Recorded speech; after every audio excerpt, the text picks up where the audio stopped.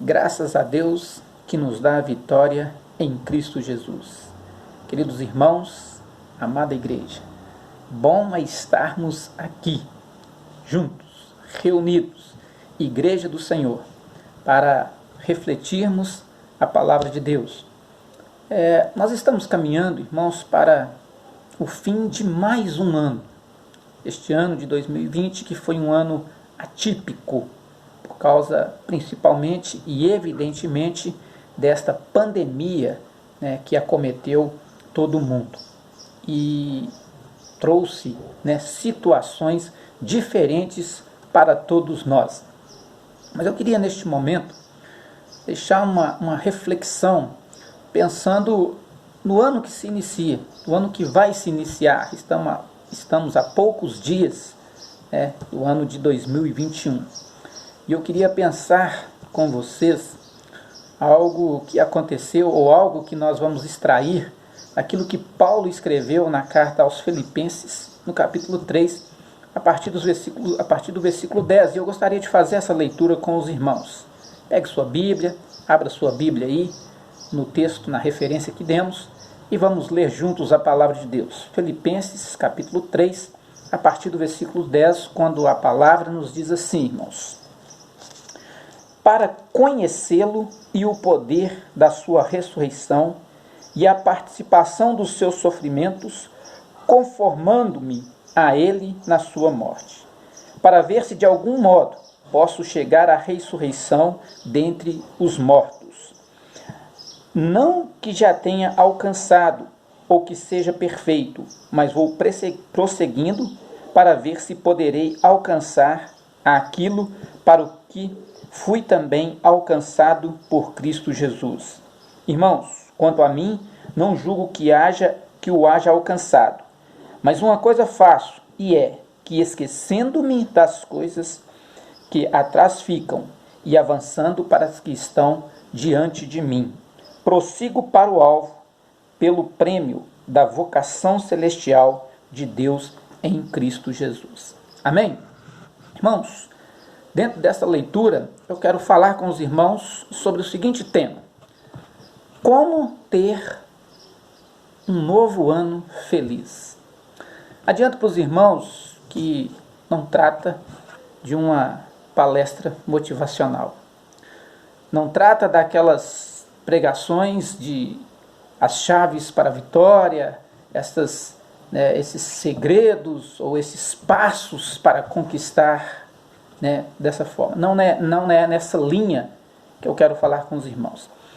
A partir do texto lido, extrair verdades bíblicas ditas e vividas por Paulo que podem nos ajudar a buscar este, vamos dizer assim, ano novo feliz. Independente das situações, independente das adversidades, nós podemos perceber na vida de Paulo e no texto lido que ele buscava essas coisas e aplicava na sua vida. Então, dentro do texto lido, eu quero destacar 3 palavras, e elas vão direcionar a ideia que nós estamos falando aqui de ter felicidade, de viver bem, de estar galgando coisas melhores no ano que está prestes a se iniciar. E elas são propósito, atitude e motivação. Paulo diz no versículo 10, pensando na primeira palavra, propósito. Paulo diz assim: conhecê-lo. Conhecer quem? Deus. E aqui, irmãos, quando você pensa na vida de Paulo, quando você pensa na história de Paulo, quando você analisa e estuda as cartas, desde a sua conversão, que começa a ser registrada ali em Atos no capítulo 9, as cartas e tudo que este homem viveu, quando ele diz assim, conhecê-lo. Ele não está fazendo, irmãos, uma referência sobre, eu vou ler um pouquinho mais sobre Jesus, eu vou conversar ali. Não, ele está falando de conhecer profundamente Jesus Cristo. Veja bem, irmãos, propósito da vida de Paulo. conhecer Deus, para relacionar-se melhor com Deus. E Paulo é alguém que diz assim em dado momento da sua vida, e mais especificamente na carta aos Gálatas: não vivo mais eu, mas Cristo vive em mim. Irmãos, essa frase ela é profunda, ela é uma frase contundente. Quando eu penso nessa frase, eu penso na pessoa de Paulo e eu penso na minha vida, quero trazer para o entendimento as pessoas veem Cristo em mim. Já não vivo mais eu, mas Cristo vive em mim. Então o viver de Cristo em mim reflete Jesus Cristo para as outras pessoas. Propósito de Paulo: conhecê-lo, aprofundar, relacionar intensamente com Deus. A nossa vida, a nossa busca deve ser esta: conhecer. Já o profeta Oséias diz: olha, sigamos e prossigamos em conhecer ao Senhor. E no próprio livro de Oséias a palavra fala assim: olha, esse povo peca por não me conhecer. Então quando Paulo diz, olha, conhecê-lo, ele está falando: aprofunde-se, queira Deus, queira entender, queira buscar o máximo possível deste Deus tremendo, soberano, deste Deus amoroso, deste Deus todo-poderoso. E Paulo, ele retrata isso nessa breve carta que ele escreve aos Filipenses e mais especificamente no texto que lemos. Propósito: conhecer Deus. Não importa o que ele estava fazendo, Paulo estava escrevendo uma carta, Paulo estava construindo tendas, Paulo estava no meio de uma viagem missionária. Não, em todos os momentos ele estava: olha, eu quero conhecer Deus. Então seja você quem é, seja você o que faça, seja qual seja a sua profissão, atrele este propósito de conhecimento de Deus a tudo o que você faz, deste aprofundar, deste querer mais, deste buscar mais, deste não contentar-se com o que eu estou aqui agora, do que eu conheço agora, do que eu sou agora neste relacionamento, mas ir além, dar mais um passo e transforme isso num propósito. E nós vamos ver, irmãos, nós falamos propósito e nós falamos de atitude. A importância da atitude, irmãos, que as atitudes, às vezes a gente confunde com ações, mas as atitudes determinam as nossas ações. Se você pudesse colocar no estado físico, você diz: eu tenho pensamento, eu tenho atitude, eu tenho ação. Ela está ali no meio para consolidar com a ação. E nós vamos ver, irmãos, que Paulo, ele tem essa atitude. Quando nós pensamos no apóstolo Paulo e no dinamismo da sua vida como um todo, e no texto lido ele diz assim: olha, eu prossigo para o alvo. Qual o alvo? Meu propósito. Qual o propósito? Conhecer a Deus, conhecê-lo profundamente, aprofundar. E isso, irmãos, nós evidenciamos na vida de Paulo a atitude que determina as ações para que isso aconteça. Um homem altamente dinâmico, um homem, juntamente, evidentemente, com todos os seus companheiros, mas o destaque de Paulo é relevante no que diz respeito à evangelização, quando ele sai de Jerusalém para suas viagens missionárias e tudo que nós bem conhecemos, né, diante de autoridades, o dinamismo, a vontade, o trabalho, a disposição. Então, eu preciso um propósito, conhecer a Deus.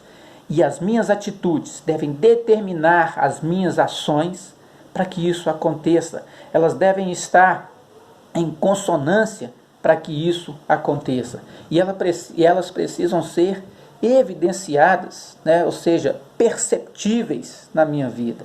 Como eu falei, Paulo, quando diz, né, já não vivo mais eu, mas Cristo vive em mim, e esse dinamismo, né, e essa vida ativa em prol do Evangelho fazia com que as pessoas olhassem para ele e ele pudesse dizer: olha, sejam meus imitadores como eu sou de Cristo.